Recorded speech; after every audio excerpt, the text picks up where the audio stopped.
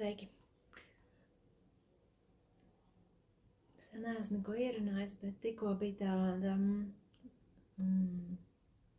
tāds mirklis, kad ieguvu informāciju priekš sevis un sapratu, ka gribu padalīties arī ar citiem cilvēkiem.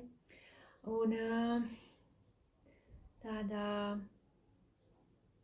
meditācijas stāvoklī man atnāca informācija par to, es jautāju informāciju par sevi, kādā dzīves posmā es esmu šobrīd un kādus ieteikumus sev, lai būtu vieglāk, foršāk un kā doties tālāk.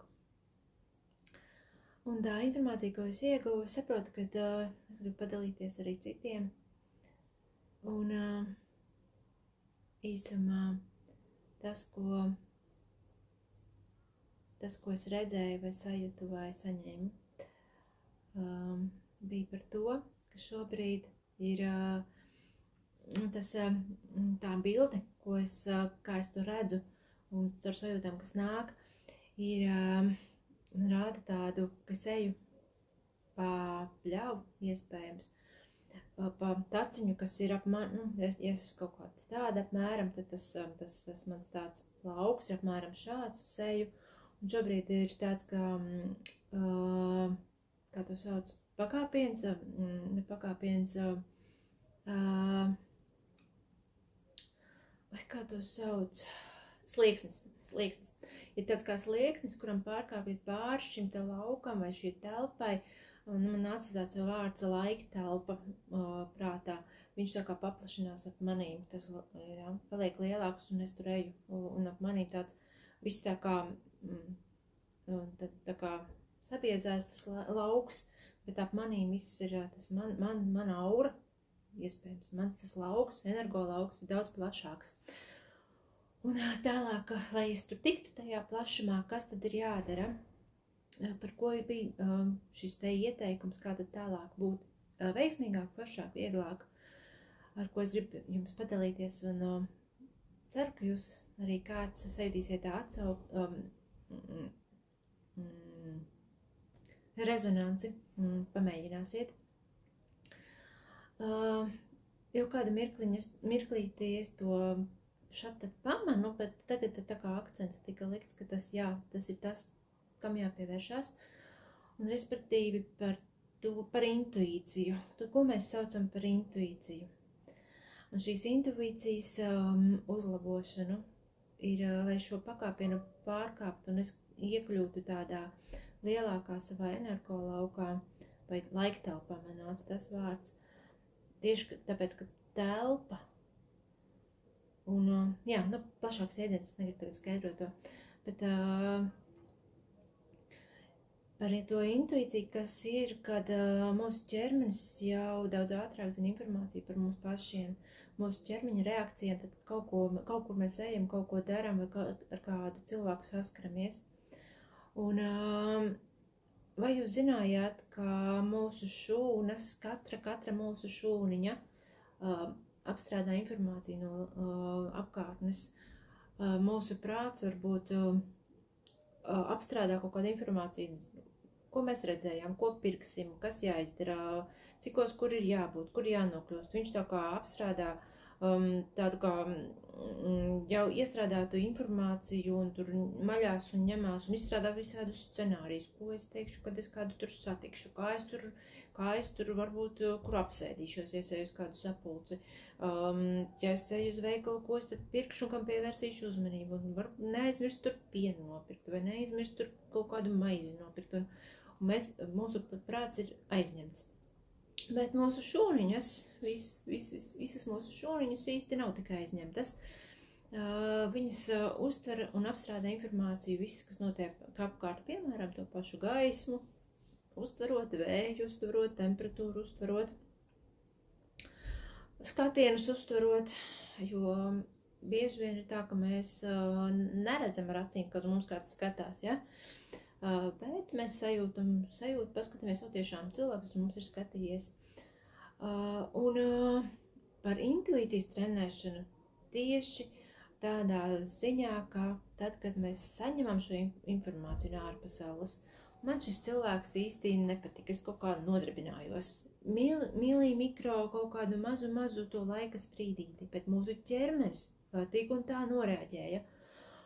Un ko mēs darām, pieklājīgie cilvēki, mēs saņemamies, turpinam runāt un esam pieklājīgi un, piemēram, mūs aicina kaut kādā, es tā kā šobrīd atrodos ārzemēs, iztēlojos tādu situāciju, ka mūs kādā veikaliņā sauc iekšā, paskatīties, kas tur ir, ko šis cilvēks tirgo, bet pirms tam mūsu ķermenis tā kā pišķi noraustījās, viņam ir tāda kā zosādiņa, mazu mikrosekundīti, un mēs tik un tā, jā, cilvēks ir uzaicinājis, iesim viņa veikalā, bet mūsu ķermenis senom ziņoja, ka mums tur nevajag iet, ka viņam tur nepatīk. Mūsu katra šūniņa, šis milzīgais orgāns āda, sen jau ir nolasījusi informāciju un jau aizsūtījusi mums receptoriem noreaģēt, bet tikai mūsu prāts bija aizņemts iespējams tur ar arhitektūras apskatī, varbūt ar kaut kādiem vilcienu sarakstiem vai autobusu sarakstiem vai vēl kaut kādiem tur sarakstiem, un prāts bija tik aizņemts, ka viņš nepamanīja šo te reakciju. Un, lai palīdzētu mūsu, šajā gadījumā, arī manu intuīciju uzlabot, šis uzdevums ir kā pamanīt katru šādu te reakciju, kas mums nāk. Reizēm kāds cilvēks mums runā, un tas bija tas, ko es iepriekš teicu, ka es jau mazliet tam sāku pieķerties. Es toreiz pamanīju, ka es galvu gribu aizgriezt uz otru pusi, un, protams, saruna turpinās, un es griežu viņu atpakaļ, bet to savu iekšējo žestu es tiešām pamanīju šo mikro kustību, tādu nelielu projām. Un, jā, tad uzdevums tuvākajām dienām, laikam vai tādam kā etapam ir uztrenēt šo te pamanīšanu un ņemšanu vērā. Cik tas vien ir mums iespējams, jo dzīve, protams, kādreiz arī ar tādu cilvēku mums ir jāparunā. Nezinu, vai tas ir ģimenes loceklis, vai tas ir darba kolēģis, vai sadarbības partneris. Tur paskatāmies, kā mēs varam šo te apstrādāt, bet galvenais ir pamanīt. Pateikt, to pēc tam teikšu. Un kas būs, es jautāju, kāpēc, kas no tā kā mainīsies, kāpēc tas ir vajadzīgs, lai paliktu labākajam, tā kā solis uz labāko. Tā atbilde bija tāda, ka tās paplašinās mūsu kanālu, manu kanālu, ja es to daru, un tavu kanālu, ja tu to dari. Tad tas paplašina kanālu, un tad bija uzreiz mana tā intuitīvā tā sajūta, ka kanāls jau mums ir šis te cauri, kas iet, jā, šis te gaismas kanāls, kas aiziet sazemējoties ar zemi. Tad tā atbilde bija, šajā gadījumā ir runa par to, ka viss ir kanāls. Jebkura šī šūna ir kanāls. Viņa uzņem informāciju, viņa dod informāciju. Labi, gribēju novirzīties no tēmas, bet ne par to šoreiz. Tātad, ja es reaģēju un pamanu, es uzstrādāju šos te kanālus, un es uzņemu informāciju un viņu apstrādāju, un es arī dodu informāciju. Katra šūna var kļūt par šo kanālu, un tie cilvēki, kuri grib atmostīs, iekustināt enerģijas, vērt kanālus, aizdomājieties, ka jebkas ir kanāls, jebkurš orgāns. Es neiedomājos pajautāt par to, vai arī kanāls var būt ne tikai šī āda, jo man tiešām nāca tā informācija par ādu, bet, piemēram, arī kaut kāds plaušas vai kauli vai skrimslis. Ir ar tādu apzināto domāšanu, kāpēc gan ne? Kāpēc gan ne? Jā, labi.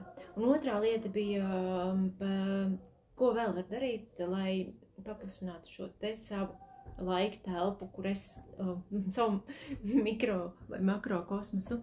Un otrs bija atgādinājums par pateicību.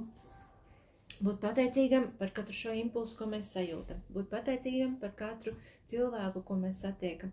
Būt pateicīgam par ēdienu, ko mēs saņemam. Būt pateicīgam par to, ka koki aug, par to, ka puķis zied, par to, ka ir skābeklis, vai kas tur ir loks. Un tas tā bilde, kas man nāca, bija tas ārā. Es eju par to bruģi, un es varu pateikties, ka tur zied tulpes, es varu pateikties, ka tur uziedējuši jau pirmie košumkrūmi. Es varu pateikties, ka tur ir šis te gaiss. Es varu pateikties, ka spīd saule un silda manu ķermeni, un ir tik labi, jo gandrīz visu dienu bija apmācies un diezgan vēs, bet tagad spīd saulīte. Un es varu pateikties par to, ka man ir kur sēdēt.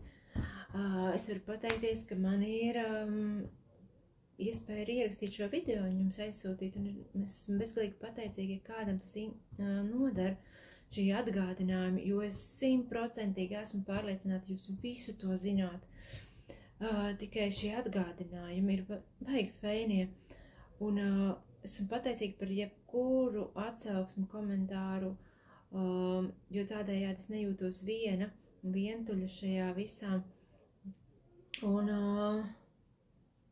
Un drīz vien es būšu pateicīga, man kāds būs tur sagatavojis vakariņas, un tur bija tā informācija arī jāpateikties par to, ka tie cilvēki apkārt ir ar ko kopā ēst.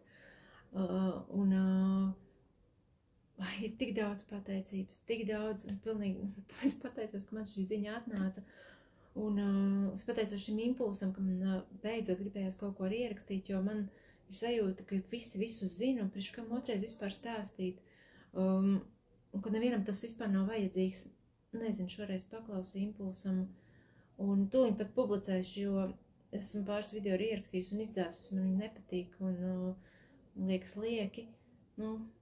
Es to tūliņ izdarīšu, lai es varu iet ēst un tā kā viss šis ir padarīts. Pateicos, ja kāds to noskatīsies, un pateicos, ka mēs esam īstenībā. Es pateicos, ka es esmu. Un dzīvoju mīlestībā, pateicībā, gaišumā.